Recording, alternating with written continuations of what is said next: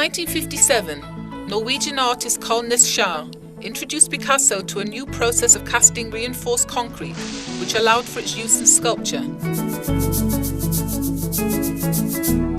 This new technique, known as bettergrav, or concrete engraving, was developed by prominent Norwegian architect Erling Vigsio. Picasso immediately recognized the artistic potential of this new technique, and over the next 16 years, produced a series of monumental concrete sculptures based on cardboard cutouts transferred to metal that were executed by Nesjar. The Israel Museum's profile from 1967 is one of 14 such concrete sculptures. In 1966, Willem Sandberg, the museum's first art advisor, requested that Nesjar duplicate Picasso's profiles, created for a school in Marseille in 1965, for the museum's Billy Rose Art Garden. Picasso was at first reluctant, but Nesjar convinced him that the new sculpture would enjoy much greater exposure and visibility at the museum.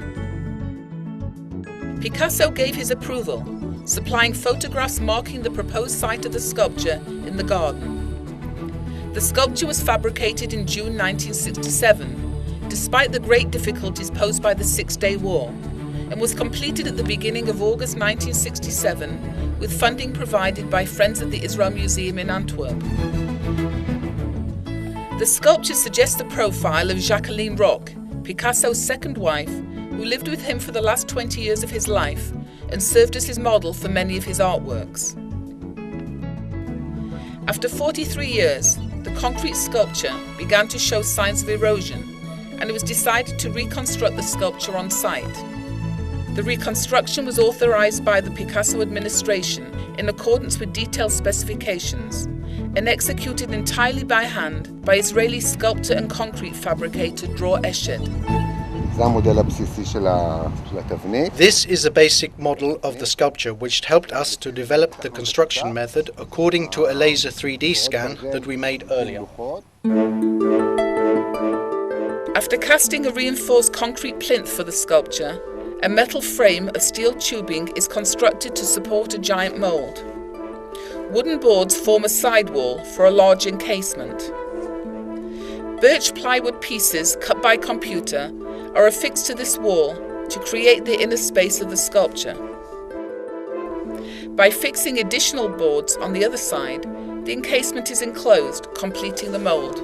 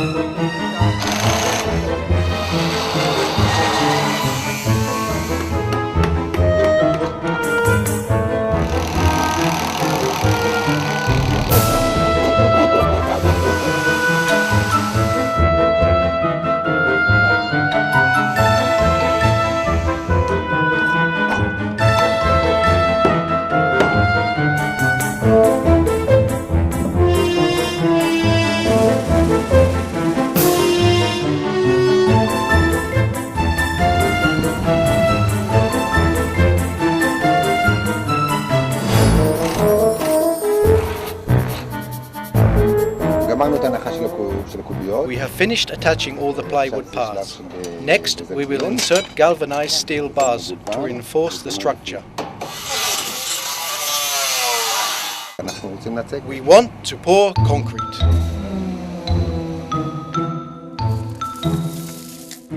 While the crew worked on the mould, Dror examined the materials for the casting.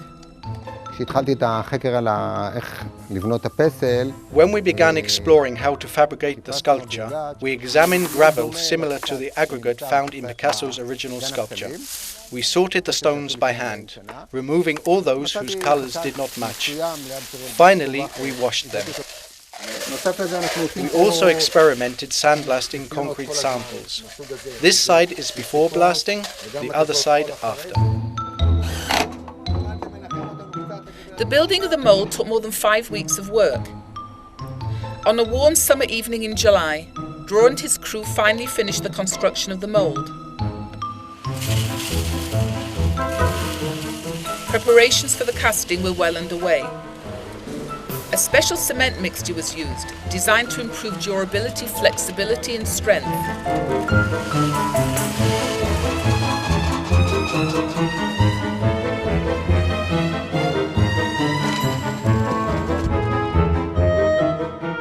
"36 hours after pouring the cement, the casting is finished and the sculpture can be revealed. The results are perfect.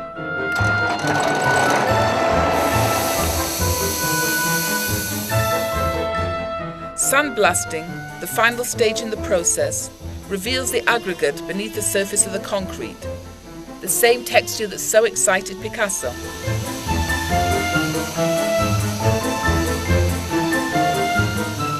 The old and new profiles stand side by side, but not for long.